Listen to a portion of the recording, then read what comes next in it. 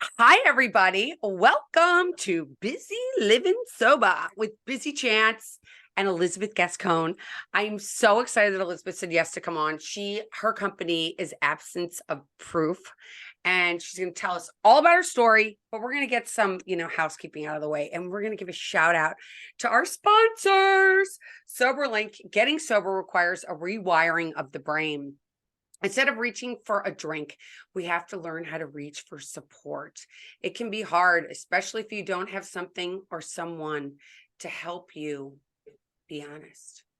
That's why I teamed up with SoberLink. SoberLink's alcohol monitoring system is designed to help you sustain a sober lifestyle while rebuilding trust with loved ones. Small enough to fit in your purse and or pocket, and discreet enough to use in public. SoberLink devices combine facial recognition, tamper detection, and real-time results, so friends and family know instantly that you're sober and working towards your recovery goals. As a recovery coach, I really can't think of a better tool to demonstrate your commitment to sobriety. Visit www.soberlink.com/BLS to learn more and receive $50 off your device. Thanks, SoberLink. Doesn't that sound like the coolest thing if you needed it? It's pretty amazing. I didn't know that existed. That's awesome. Isn't that awesome?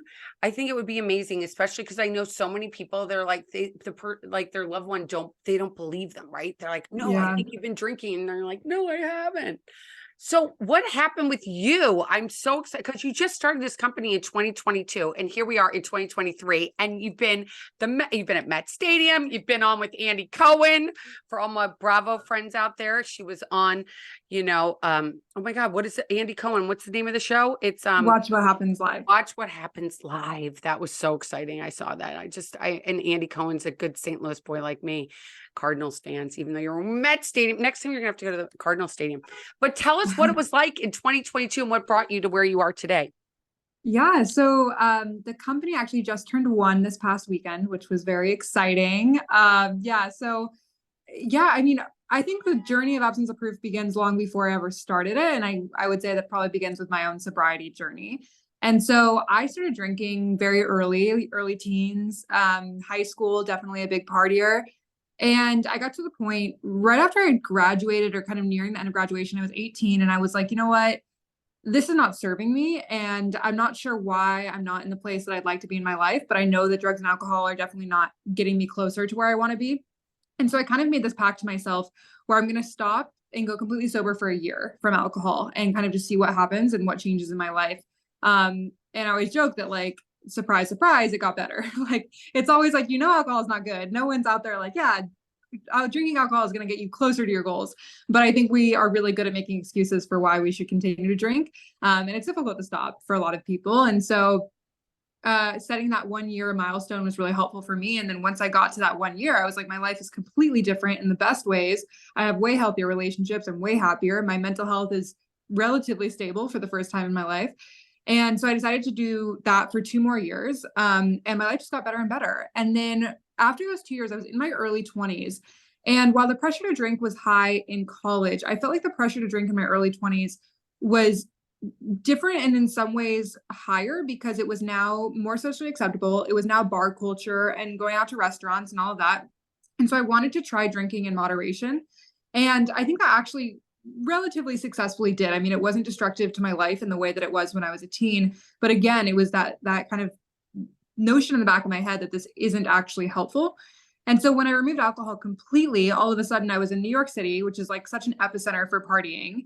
And I wasn't drinking and I felt like I had nothing to do. And so I found myself on Google trying to be like non-alcoholic parties, non-alcoholic bars, what to do if you don't drink. And I was just coming up empty. There had been some amazing people that had come before me that for whatever reason, I know someone moved to another country or it didn't make it through COVID or for whatever reason, there wasn't the options that there had been previously before I moved to New York. And I was like, you know what? If you can see it in your mind, you can hold it in your hand. And if I want this so bad, I have all this time now that I don't drink. So let me just try to create something. And a year later, here we are. It's amazing. It is Thank you. amazing. Like you literally got a bit. So I grew up. You're the same age as my daughter. So when I was growing up in St. Louis, we went to baseball games all the time. I'm from the middle of the country and I can't think of anything but baseball, a beer and a hot dog. And Yep. you got Met State. Like, how did that happen? Yeah, I feel so incredibly lucky. And I think that there's so much credit that goes not toward me, honestly, for that collaboration. I think it starts with the Mets and Citi Field in general. They care obviously about baseball, but I think maybe even more than baseball, they care about creating an inclusive environment. I mean, everything that they've invested in at that stadium is for to make sure that everyone that goes to a game has a good time. And so they're constantly thinking about ways to make it more inclusive. And I think that mocktails were already kind of on their radar. And it was just great timing that I was starting to kind of come up in the New York scene and they were starting to think about that. And we got connected. And it was like, okay, how do we do this? And, how can we make a splash? And to their credit, I was not expecting to be able to do what we did. I thought maybe give me a little hot dog stand with my mocktails for one game and I'll be happy. And they were like, absolutely not. Like non-alcoholic should not be an afterthought. It should not be like for the leftovers or for, people that, can't be around alcohol or anything. It should be for anyone that wants to participate. And to really celebrate sobriety or taking a break because those are really awesome things. And I think that sometimes we have this stigma of like it's a shameful thing or like we don't talk about it. And so they were like, let's do this big, let's do this right. And so it was just a blast. We planned a 4-day non-alcoholic mocktail lounge at the stadium with the games, and we had visits from Mr. and Mrs. Met and unlimited food and mocktails, and lots of just amazing people came. So that was definitely like the highlight, I think, of the past year, and just kind of like all of the hard work really paying off and really proving that this does have legs and this is not just a passion project or a hobby. This is something real that people are taking seriously now. And I think it's so interesting. I was actually talking to a friend this morning about this. So when I got sober, which is almost 17 years ago, on Monday, I'll have on the Wow. 14th of 17 years that I haven't had a drink. And when Congratulations. thank you. And when I stopped, there wasn't like many other options but going to 12 step, right? That was it. You had to come up and you had to say, I'm an alcoholic. I'm going to make friends. This is the only option there is. And I feel like your generation is rocking this out of the ballpark, not to be pun with the baseball, but to really think about it, because when you were in college, I know you're again the same age as my kids. And when you went to school, I know one of my kids went to school and somebody handed him a handle, right? A vodka. And he didn't know, oh, I can't not drink this, right? So you drink, I mean, you get yourself in these situations when you're younger and you've no other way of doing it but to partake, right? You can't think about it. So when you decided to do this, when you gave up drinking, how did that affect your relationships with your family and with your friends, most importantly, and the people that you were hanging out with that you were Yeah. drinking? I mean, the first time around, I talk about like my own sober journey as like I was sober and then I'm alcohol free. So when I was really sober and felt like I might be an alcoholic or felt like, alcohol is different for me than other people, it was very challenging because I did really identify as this party girl, and I really surrounded myself with people that also identified that way, and a lot of people that really cared about being cool and what was the status quo and cared more about partying than anything else. And they were great people. It's nothing against them, but it was a very stark contrast now between my new lifestyle, what I was doing and what they were doing. And so there were several times when I had heard kind of through the grapevine where people were like, oh, don't really invite Elizabeth. She doesn't drink anymore.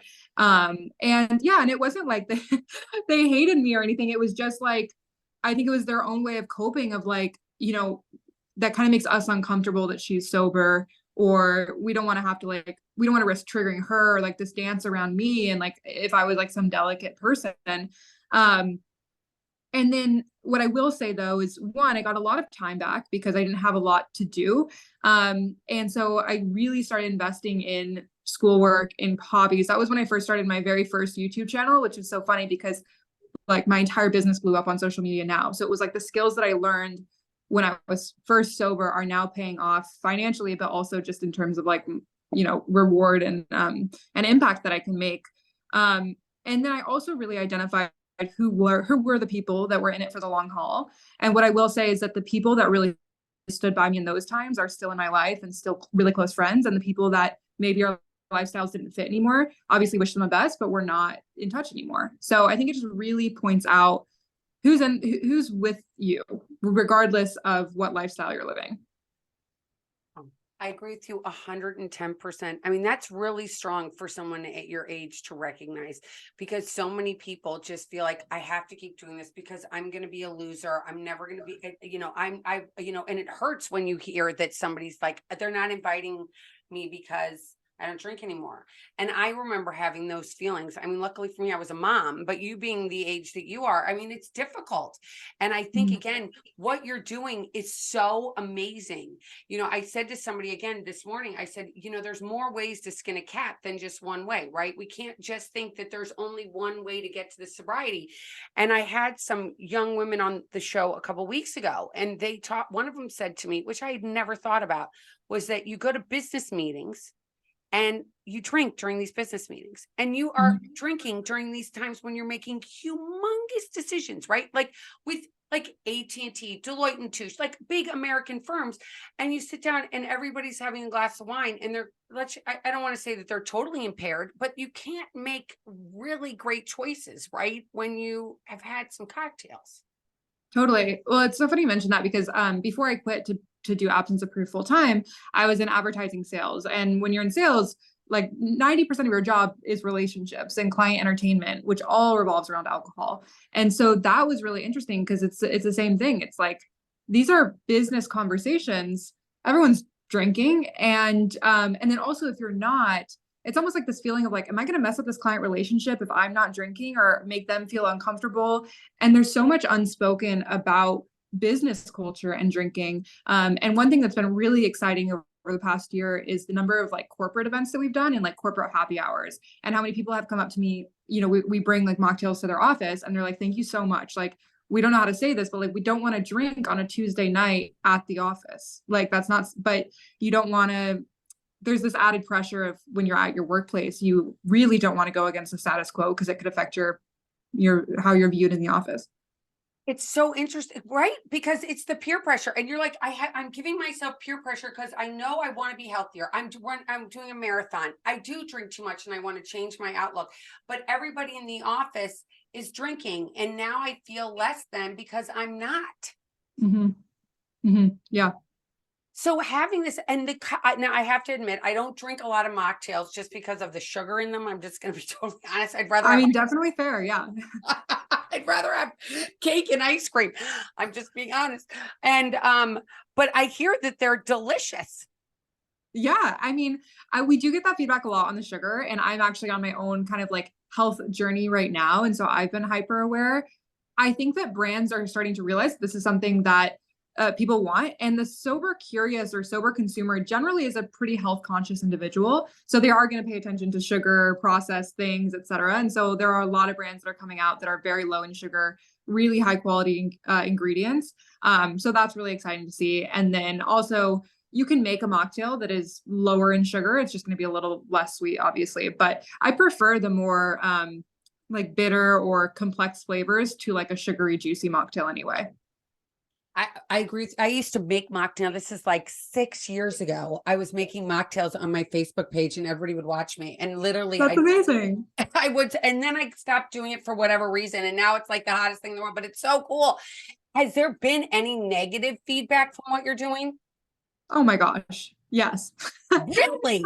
Oh my gosh. I get destroyed on the internet every day of my life. Yeah, and it was to the point too, last October. So anytime you start something new, I don't know if you experience this with your podcast, but before you kind of have traction, it takes a while to build the self-confidence in yourself of like, okay, I'm really scared to put this out in the world. I don't know what people are going to say. And when I first started, like we didn't have a following, we didn't have a community. This was kind of just an idea that I hope stuck. And I was like, I think this might work, but who knows? And so when you get negative feedback in that stage, I feel like it hits 10 times harder because you don't have any other proof that it is a good idea. So when people come at you like, this is horrible, I hate what you're doing, there's no reason that this should exist, you're stupid, all these things, it can really start to get in your head. And so last October, I remember several days out of the month, I was like, this is stupid, I'm gonna quit. And there was so many times where I was like, this was fun, not going to stick with it though. This is like not worth the hate that I'm getting. Really affected my mental health. But I had already committed to the sober October residency that I was doing, so I literally had to continue to do it. And thank goodness, right? Like I look back now and I'm like, if I would have stopped, like the amount of good that I've created since that wouldn't have happened, it would just be so sad. And so I try to remind myself now when there's still moments that the haters or negative feedback really gets to me. But I'm like, what's going to happen in a year when I look back and I'm going to be like, look at all this cool thing, these cool things that we did. And I'm so grateful that I didn't quit. Don't ever quit. Don't ever quit. My youngest son always says to me, he's 23. He always says, Mom, you do you, boo boo, and who cares what anybody else says? And I love that because you know Yeah. what? This is a big change for people, but it's a change that's needed to happen for so long. Yeah. For so long, right? Because addiction is a big deal. Mm-hmm. Yeah, totally. And I think too, one thing that we're really focused on is bridging the gap between sober people and not sober people, because I think that there's like I said earlier, there can be the stigma of, sober people can only hang out with each other and people that drink can only hang out with each other. And what we're trying to do with Absence of Proof is say it's okay if you just want to take a break from drinking. It's okay if you want to be completely sober. And it's okay if you just want to check out the event. And if it's not for you, that's fine too. And take some of this judgment that I have felt throughout my journey, whether it's sober or not sober, and just say, like, you know what? You're on your own path and we're here to support you in whatever that is. I love that because we do put this stigma out there. There is the stigma with alcoholic. It's still there as much as I hate it. That's why I even started doing this podcast and started doing everything years and years ago, almost 13 years ago. I coined the phrase sober, not ashamed, because there was so much shame associated with getting sober when it should be something that people are rejoicing about. Totally. Absolutely. And it's like, it's so funny to me because we celebrate people when they like incorporate a really new workout, like exciting workout routine or a new hobby or anything else that is like so net positive. And we're like, congratulations, like that's awesome. But then when it comes to sobriety, it becomes this like, okay, congratulations, but like I want to keep you at arm's distance because I don't want to talk about it. And like that's scary. And I don't, you're an addict. There's all these things which it shouldn't be. It should be like, oh, you don't drink? That's awesome. Like, yeah. Oh my God, I agree with you 110%. I want to ask you, what is it like for the social, like when you're meeting, let's say you're looking for a partner or you're looking for a mate or whatever it is, and you're sober when you're doing it.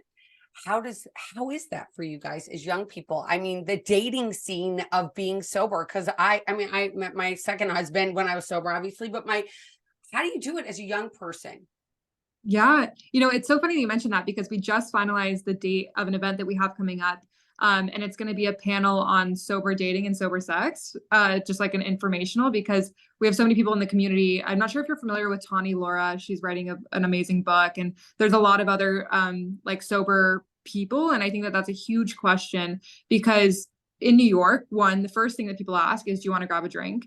And then you have to be like, oh, I don't drink. And then you risk them being like, oh, you're sober. Like, I don't know if I want to do this anymore. There's that whole thing. There's also like the very real thing of like loosening up before a date, and dating can be very high anxiety, and having a drink can help people calm down. And so the notion of approaching a first date sober, I mean, I've gotten so many comments on TikTok or whatever, where they're like, this is great, but I can't date sober. Like, I just can't do it. And I wish that I had more context, but I'm currently with my partner. We've been together for 2 years, and we met when we were both drinking.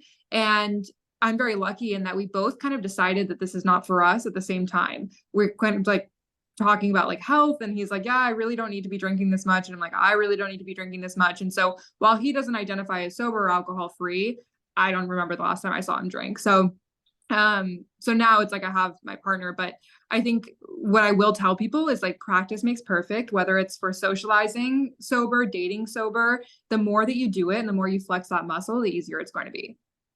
Well, and isn't there something to be said? And you mentioned this in the very beginning, it's like feeling confident in who you are on the inside. You said when you put down the drink, you felt so much better about yourself.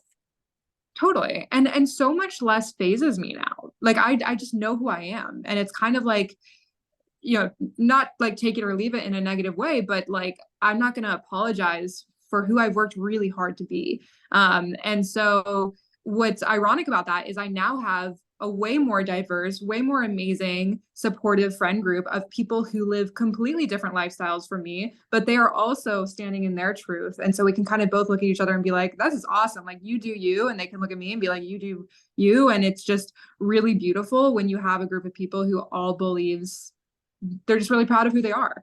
And that's a way better way to go through life, in my opinion. Oh my gosh, to be authentic. I mean, because then you aren't faking anything. I mean, you Right. have these drinks and then supposedly you act like bravado and everything else, and it's not even real, is it? Right. You know, you have the drinks and they make you into whatever. You're now Wonder Woman or whoever you want to be, instead of Totally. being just Elizabeth.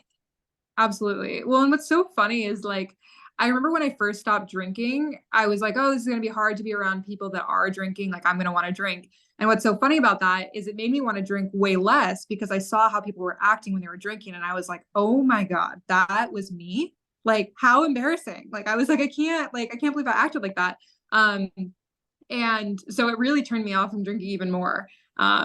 Because yeah, it's so much better. And I used to get horrible like anxiety the next day of like, what did I say? What did I do? Did I embarrass myself? Do I have to apologize to someone for embarrassing them? Like, what do I need to like do damage control on from the night before? And now I still go out. I'm going to like a party tonight, and I know that I'm going to show up as myself. So like, sure, maybe I'll say something embarrassing, but at least I stand behind that. And I'm like, I know what I said. You know, you don't have to wake up and be like, that wasn't me. You know, your everything you say is truly yourself. And that is like how, like that's freedom. That's it. That is like the definition of freedom, right? Being able to be who you are. Now tell me this. So people, you do this in big cities. I know that. And I'm so excited because she did tell me she's coming to Miami. I'm so excited. I'm so excited. And I'll get to meet you this winter. But if somebody's living in a small town in America or somewhere around the world, and they're like, how did she do this? I want to do something like this. What is your advice to them? Yeah, so we actually started to get a lot of requests. That was like when I first started thinking about expansion, was how many DMs we get. Be like, come to so and so city. And unfortunately, the reality of being a small business is like you have to invest in the places that you know people are going to show up. And in small towns, you just don't know if you're going to pull the crowd that you would in a Miami or in Los Angeles. And so that's why we launched the e-commerce site. So we now ship all of the products that we serve at events to right to folks wherever you live in the country. So you can throw your own mocktail parties for you and your friends. So that was a big learning there. We're working on a couple of different books, also, spoiler alert, where we can kind of coach people through like, how do you throw a party with no alcohol and get people to show up and have fun? Because that was a learning for us. And so now it's like, how do I share that wisdom with others so that if you do live in a small town, you can have all your friends over and make awesome mocktails and have a great time. I love that. So nobody has to feel like they can't do this. I mean, if you're Yep. out there and you want to have this party, it sounds amazing. It sounds, oh my God, this is like a dream come true. I like think I was actually telling somebody this morning. I'm like, I can't imagine if I was just like this was me 16, 17 years ago. I was still drinking, you know, and if I had had this option, it would have been amazing. You are helping so many people, Elizabeth, and that is like the best part, right? Thank you. Thank you. I know it's so when you get into the, I don't know, the nitty gritty of the business part of things and the unsexy part of the whole thing and the taxes and all of that, you forget the why sometimes. And it's like conversations like this or the message on Instagram. And it's like, oh no, like, yes, there's hard days, but like we're making an actual impact. And at the end of the day, that's what I believe my life is for, is to like help make the world a better place. Even it's just like one party. Like how like can we show someone that they can have fun without intoxication for one night? And like if so, I did my job. Oh my God. And if you help one person, just Right, one, exactly. that's the whole gift. That is the whole gift. I mean, it makes me cry because there's so many people that are out there that don't think that they can do it. And you've given them an option where they can be sober and they can feel, and I hate to do this, normal. And Yeah. they can feel like, oh my gosh, I'm not a leper sitting in my house because I have this terrible disease. No, I can still participate in life. I can do the things that everybody else is doing. You've made it okay. Thank Thank you. you. Thank you for Thank saying that. Thank you for all you do. I'm so glad you said yes. Well, you have to keep in touch with us. You guys all go and look at her stuff. She's amazing. I just feel so grateful that you said yes to come on and sharing your Of story with course. us. And I can't wait to meet you this winter. And maybe you're gonna have to come back on. We might have to do a live together. Yeah. I Oh would my love gosh, of that. course. Yeah, Anything, I would anything. And love thank it. you so much. Thank you so much. All right, everybody, please reach out if you need anything. You can always reach me at elizabeth@elizabethchance.com. And until next time, keep getting busy, living sober. Bye, Woo! everybody.